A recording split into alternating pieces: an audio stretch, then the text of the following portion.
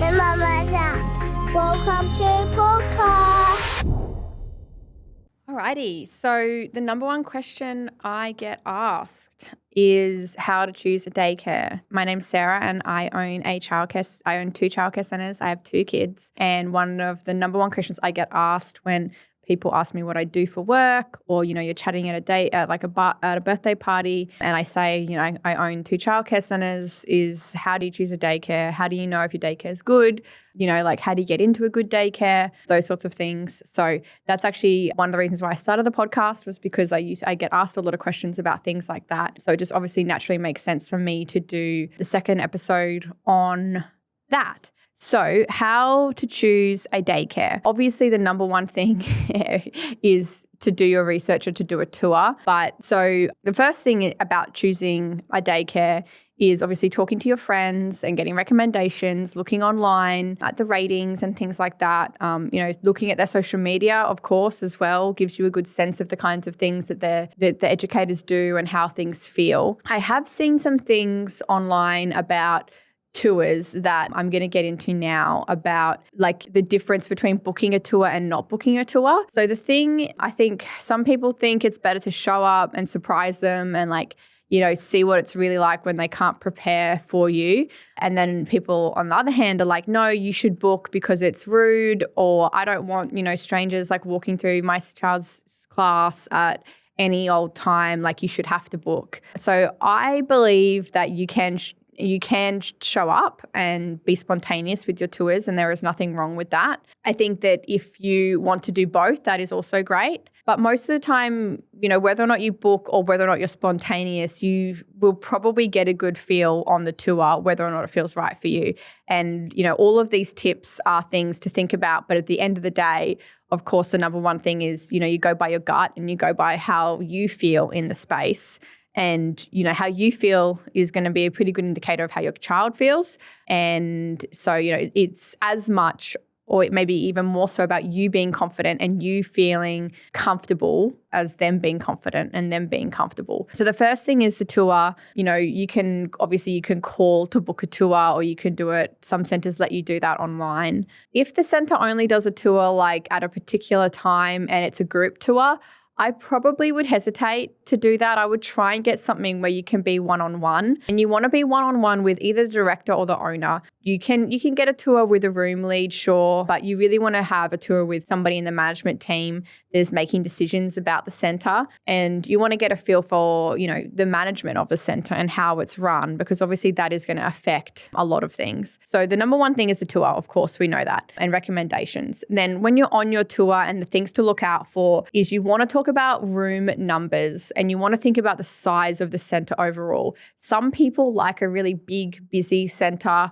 like a double centre, that's got 8 rooms and things like that. It might be easier for you to get in. It might be a building that's near you, that's, that your friends go to. There's nothing wrong, of course, with that, but you want to have a good feel of how many children are going to be in the room and also in the outdoor space, because sometimes your child will have a room that has a combined outdoor space, and you want to have an understanding of how many people and children are going to be in that space inside the classroom, but also outside. And the room numbers, of course, impact ratios, which is something I'll talk about. But you want to know, do they run just to ratio, or do they have extra staff? Of course, at my centres, we do like to have extra staff, especially in the younger rooms and in the older rooms, for different reasons. So the younger rooms, we want to have extra staff for things like nappy changes and things like that. And in the older rooms, you want to have extra staff because the ratio is a bit higher. So the ratios for under 2 years old is 1-4 in Queensland. Once they turn 2, it's 1-5. So that's 1 educator to 5 children from the ages of 2 to 3. And then once they turn 3, it's 1-11. So it's 1 educator to 11 children. And so in the older rooms, of course, you probably want to have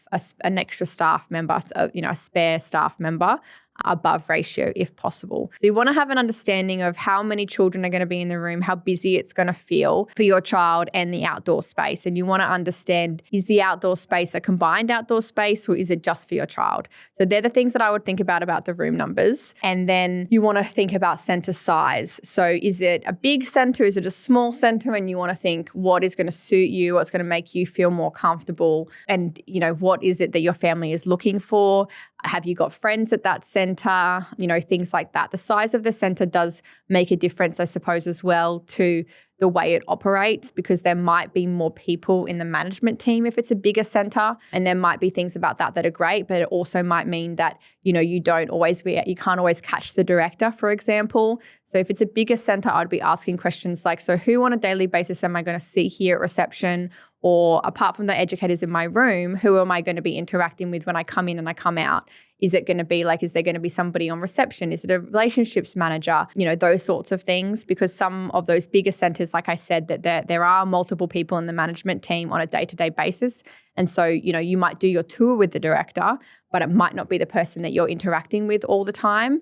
And you want to have a good sense of who that person will be, because they're the person that you're going to be talking to, if you are coming in and out and you've got questions about the operations, or you've got questions about things that you can't speak to when you're in the room with the educator, and, things about drop-off or allergies. You might talk to your educator about that as well, but you really want to be able to talk to the director about that, because they're the manager of the team. So then the next thing I would be checking when you do your room tours is the layout. You want to have a centre that has an open plan layout, especially for the bathrooms. For obvious reasons, you want there to be no closed doors. Ideally, all the doors should have windows on them, or they should be half doors so that you can see over or see through them. And the nappy change shouldn't be closed off at all. And, you want a space that is open so that everybody can see through what's happening. And so also that if it's, self-assisted toileting, if your child is toilet training or they can go to the toilet on their own, you want to be able to know that if they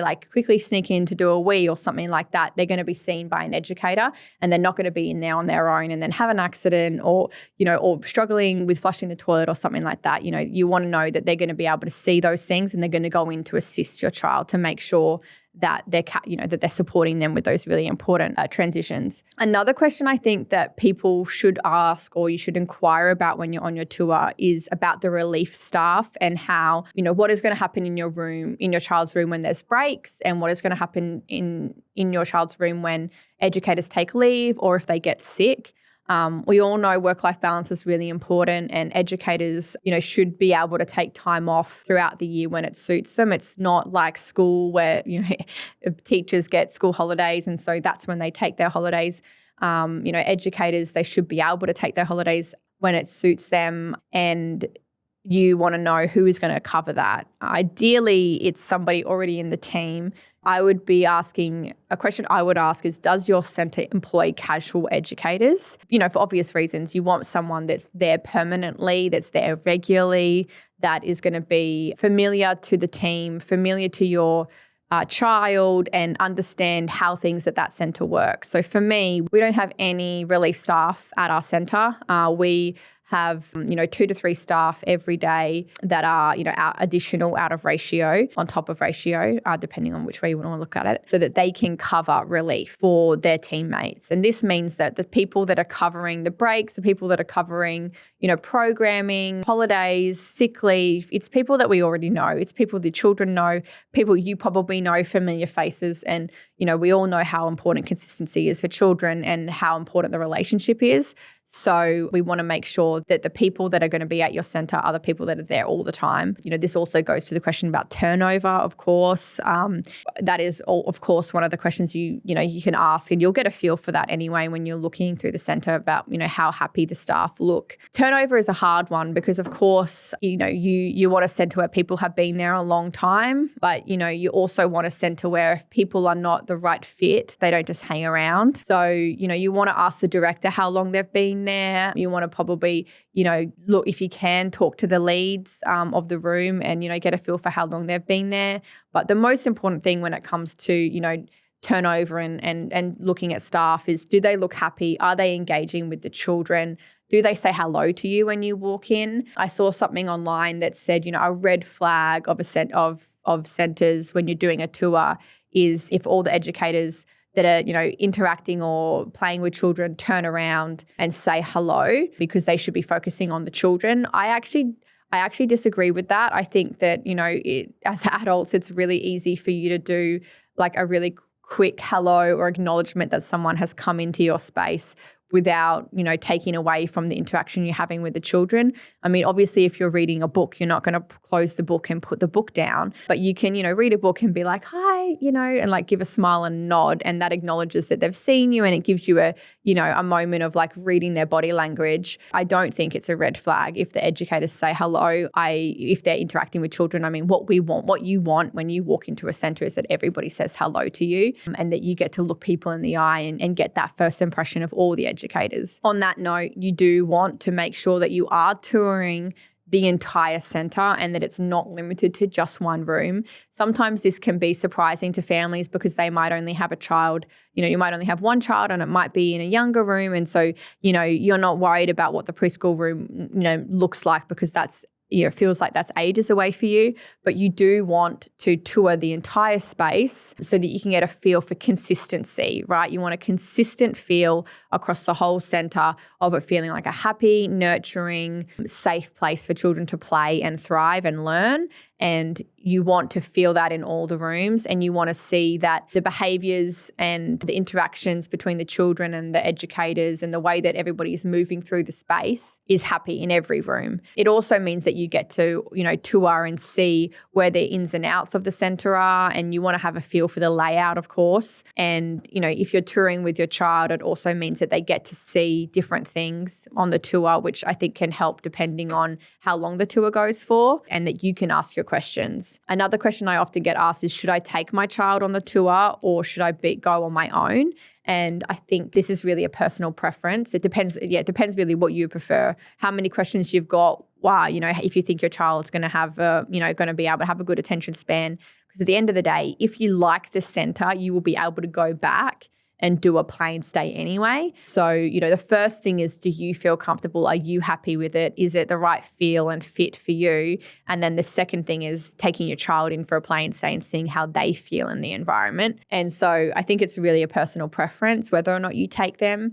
If you do take them, I like my tours if the child is there for it to feel a little bit like a play date, in the sense that you sit down with them and you let them play and you see the child playing, with the toys that they might play with, interacting in the space that they might, the classroom that they might have, and seeing how, open or curious they are. And also then you get to see how the other educators and how the children respond to that child being there, because obviously that's quite important and it will give you a good feel. I mean, all of these things are about you getting a feel for it. And at the end of the day, that's all you really want to get. And that's the best way you can make your decision. Like I said at the start, it's all about you getting information for you to be able to make a logical choice. But at the end of the day, it's also about how it feels.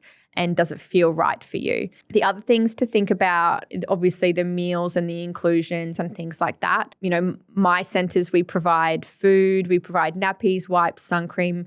You get a shirt and a hat. We do all meals, 3 meals a day, breakfast and late snack as well, depending on what time you get there. And it's really important for me that at my centres we do provide food, because it is a way that we manage allergies, and it is a way that we make sure that children are getting really nutritious meals, and that we can encourage children to eat.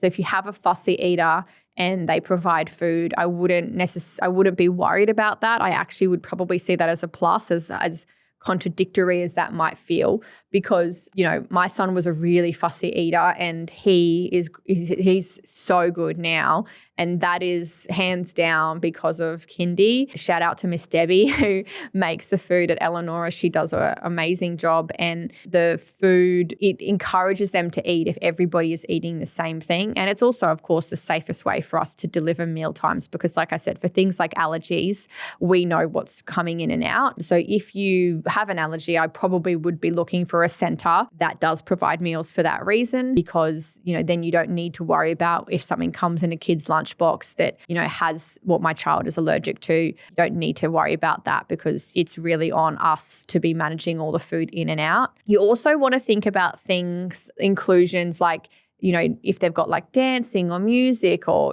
soccer or tennis or yoga or, all of those things too. And you want to understand if they're included in the price or not. Sometimes, those things sound great on paper and your child might want to do them. Sometimes they don't. You want to understand, like, if my child is going to do this extra class, what happens if on the days if they don't feel like doing it? You want to ask those questions as well. And you want to understand, those teachers that are coming in to do those extra lessons, what is the process that has gone through, that the centre has been through to vet them? The same thing applies to staff, of course. You can ask those questions on your tour. The process at my centre for staffing is obviously we get, the blue card checks, and we do a prohibited name check, which means that we check on the interstate registers to see if that name or that if that name has come up on any interstate things. We also link their blue card to us so that we get any notifications immediately about anything to do with their blue card. We obviously do reference checks as well. We do multiple reference checks. And we also I like to do trials of staff as part of the interview process. We do an interview, and then if we like them, we'll get them back after we've done their reference check to do a short, couple of hour trial on the floor to see how they're interacting with the children. Because sometimes in an interview, they might seem like they're great, but you want to trial them on the floor. So I would be asking those sorts of questions as well about the process of recruitment. You might feel like you're asking a lot of questions, but I do our tours, and it ranges from people coming in asking lots of questions to people not asking questions, and it really doesn't matter. And whoever's doing your tour should be able to answer all of your questions for you, and you shouldn't feel like the questions that you're asking are making them uncomfortable, that they don't know the answers, or that they're trying to rush. I definitely think that if they're rushing, it probably is a red flag. I know that, we can get busy and it's hard sometimes if it's a spontaneous tour perhaps, but, you don't want it to feel rushed. You need to be able to ask all your questions, and you need to feel like they're going to take time and that they care, of course. So definitely rushing is a red flag. Another thing I often get asked, of course, is about the sickness, in daycare. And so you do want to ask the processes around that, right? So you want to ask, what is the cleaning process? At my centres, we clean at least twice a day, sometimes 3 times a day, depending on what has happened. And when I say clean, I mean floors are vacuumed and mopped twice a day. All the surfaces are disinfected twice a day. The bathrooms are, mopped and disinfected twice a day. Touch points are cleaned. You want to understand that. You want to ask about the mouth toy bucket. So this is a hot tip, do they have a mouth toy bucket, and is it being used? So I would actually try to have a look, if you can, to see where the mouth toy bucket is and whether or not it looks like it's being used. And for those of you that don't know what a mouth toy bucket is, it's when children are playing and things go in their mouth, which happens at all ages. Does it then get put straight back on the floor for them, back out in rotation to be used? Or does it go away to be cleaned? Obviously, it can't be cleaned necessarily on the spot. So that's why we have a mouth toy bucket. So that if the children are putting things in their mouths, then when they're finished with it, sometimes it's appropriate to let them continue chewing it or playing with it, right, depending on what it is. And then when they're finished with it, then we put it in the mouth toy bucket. So you want to ask about the mouth toy bucket, and you want to see that it's being used. You want to ask about going back to sickness. You want to ask what the process is for if they're sick. You want to know about makeup days, and you want to know when they're going to be sent home. So something that, can be controversial or challenging for families is that obviously you're paying for daycare because you want your child to have a great day and for them to learn, but also you probably have things that you need to do that day too. So it can be frustrating if you've got work and then, you're sending them to daycare and then you're getting calls being told they're being sent home sick. You want to understand what are the rules around that. When will my child be sent home sick? If I've sent them to kindy and I think that they're okay, when are you going to send them home? Obviously, sometimes things happen throughout the day and they were fine in the morning and then they're not. But in circumstances where, they've got something and you feel like, oh, they're okay to go to kindy, you want to understand when are they going to be sent home. And the answer to that is if they're sick, they shouldn't come to kindy. I know that that's hard for parents to hear, but really that's, the best way we can maintain the best way we can maintain illness control is if they're not getting sent to kindy sick. So you want to ask if they send kids home when they're sick and how they manage that with their families.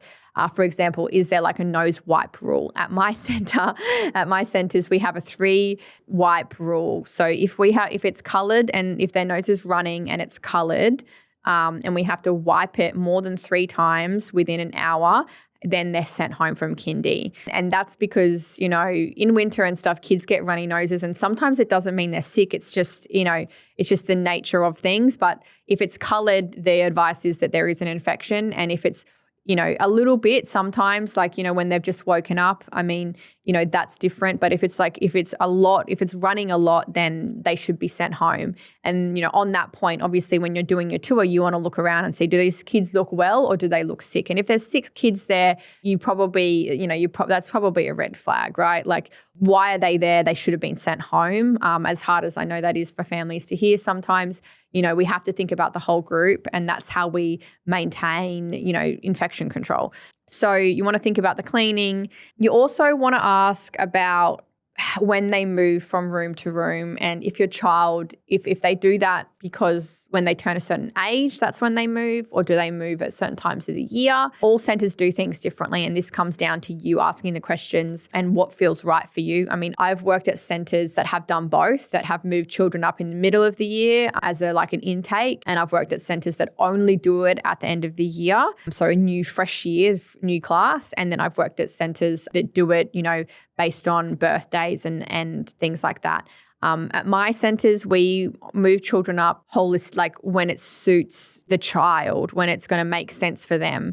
So whether or not that's a birthday or whether or not that is their friends are moving up, like if it's the end of the year and a lot of the children in the class are moving up, we're not going to leave one child in the younger class. We're going to move them all up with their friends, for example. That's how we do things, subject to availability in the room, of course. But usually, you kind of want to have an understanding of when is my child going to move up. And it's a good question to ask too if your child is starting, near their birthday, or they're starting in a room that you think is not necessarily going to suit them for an extended period of time. You want to know, are they going to be in this room all year, or is it just for the first 6 months or few months? You also want to get a feel for, how they do that process. I know there's a lot of things to ask and it can be overwhelming. You don't have to ask all these questions to start with. Of course, you can kind of ask questions on your plane stay as well. But the other thing I would be asking questions about is when they do that transition process, when they move from one class to the next, how do they do that? So at my centers, we always try and move one educator from their class up with them when it's the whole class moving. So, at the end of the year, when most of the children move from one class to the next, we always try and move one educator from their previous class with them into their new class, for obvious reasons, because you want them to have that familiar face and you want there to be an educator that knows them and knows the families. I mean, hopefully you will know all the educators in your center, but having that familiar face is really important. So you want to understand, how do they do that process, and is it something that's done over a period of time, or is it just, they do one visit and then they go? And again, with that, it depends on how the center does things, and, you want there to be a little bit of a warm-up period, but sometimes, like with plane stays, you don't want to do too many visits because the back and forth can be confusing for children. So yeah, just ask the question and then guide you. You'll know how you feel based on their response, whether or not it feels right for you. So the other thing I wanted to talk about is about the curriculum and about the ratings. So these two things kind of go together. It depends, some families care about them and some families don't, and that's totally fine. So obviously I think families do care about the rating, but when I say they don't, I mean, I think I've met families that want an exceeding center, which is the top rating, and families that don't really care whether or not it's exceeding or meeting. But just so you know, how the ratings work is significant improvement required, which is the lowest rating.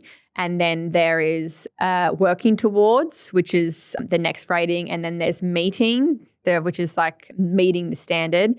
And then the next grade is exceeding, which is, supposed to be exceeding the standard. And then if you get exceeding, you can apply for another audit that you might be able to get excellent rating. But when it comes to the ratings, you need to look at, if you are interested in the ratings, you need to look at when they got their rating, because I would be thinking about which rating it is, because everybody in the industry now says that meeting now is the new exceeding. So it's very, very difficult for centres to get exceeding now. And there's actually a lot of centres that will specifically say, I'm not even going to try to get exceeding because the pressure it puts on our staff is just not necessary. You want a centre that's got meeting. If they don't have meeting, then you want to look at what it is they didn't get meeting for, because the thing about the rating is your rating will only be as high as your lowest rating on the curriculum scale. There's 7 things that we are assessed against, and if one of those 7 you get not meeting for, but then you get exceeding in everything else, then you'll get not meeting. You'll get working towards. If you want to have a look at that, you can, but I think the important thing to remember about that is,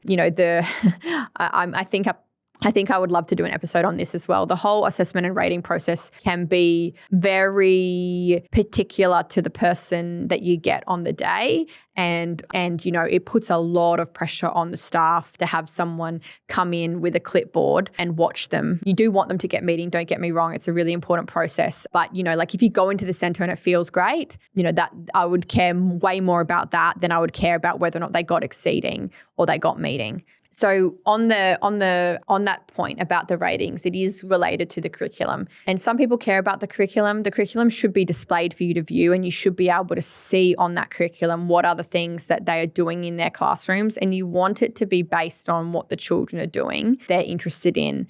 And, you want to see things on there that you want your child to do. You want it to look engaging and fun. And you should feel like you can ask to see the curriculum. If you're not sure where it is in the classroom on your tour, that is definitely something that you can ask and you should ask for, because it will give you a good insight into how things are done. The last thing I'm going to talk about when it comes to choosing a daycare is the interactions and the updates that you might get or might not get throughout the day, and how you want to communicate and how you're expected to communicate with the educators. So you want to know when I drop my kid off and then I go wherever I'm going, how am I going to be looped in about what is going on and how a message is going to be communicated? So most centres now have an app, and so they might mention the app to you, and you want to understand, okay, so is that the way you want me to communicate with you? You want me to send you a message on the app, or do I call? And then you want to know what kind of updates will I get via the app. So at my centres, we actually don't provide daily updates on an app via photos. And this is something it could be controversial, but I know how great it is when you get photos. I'm not talking that down. As a mum, I love to get the photos of my kids, of how things are going on their day. But what we don't want, and this is why we don't do it at my centres, is we don't want educators walking around all day taking photos just to send to their parents, right? That's not quality. That's not how we get quality engagement with children. I don't want my kid having iPads or cameras in their face multiple times, or their friends' faces. I don't want my kids to be seeing screens. And we as a team did a reflection about this, and we said, the amount of screens that the children see because we are trying to take photos and send them to their parents, it's a lot that they see during the day that parents don't see, right? You just get the cute photos, which I love the photos as well, but you don't see how much screen time that results in the educators using and doing, taking the photos, uploading the photos, tagging the photos, sending the photos. It's a really time-consuming process. So we don't do that at my centre. But there's a lot of centres that do it. And if that's something that is really important to you, that you're going to live for getting the photo and the daily updates, then you want to understand that. And I understand that for some families that might be difficult. And at my centre, for those families, what we say to them is this: if you're on a tour with me and we're talking to you about this process and you say, oh, I really want the photos, we will give you photos while your child is settling in, and we will do that for everybody, of course. When you're getting used to bringing your child into our centre, you want to know what's going on, and so we will send you those photos throughout the day. But then we're hoping that we'll be able to phase that back so that it's not an ongoing process.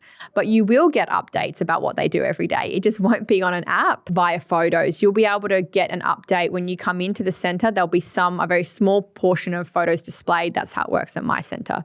So there should be some kind of daily update that you get, whether or not it's via the app or it's something you see when you go into the centre. So you want to ask what that will be. And then you want to ask for my child's individual curriculum, which is a point that I think a lot of people don't necessarily understand, is that your child should have an individual curriculum, and you want to understand when you're on your tour or when you're choosing daycares, what is it that you're going to get for that child, for your child's individual curriculum, and how do they create your child's individual curriculum. So usually that's done by their interests and their strengths, and talking to you about things that you might have identified for your child, areas of skills that they need to build or things that you want to support them with. And that should be a totally separate thing to the daily updates that you get. You should have a more detailed, whether it's a learning story or a newsletter or whatever, you should have a more detailed piece of documentation with photos communicated with you on a regular basis. And when I say regular, I mean like a monthly basis, because, that takes a lot more time and we need to observe the child over time in order to do that. But you want to have an understanding of how that is created for your child.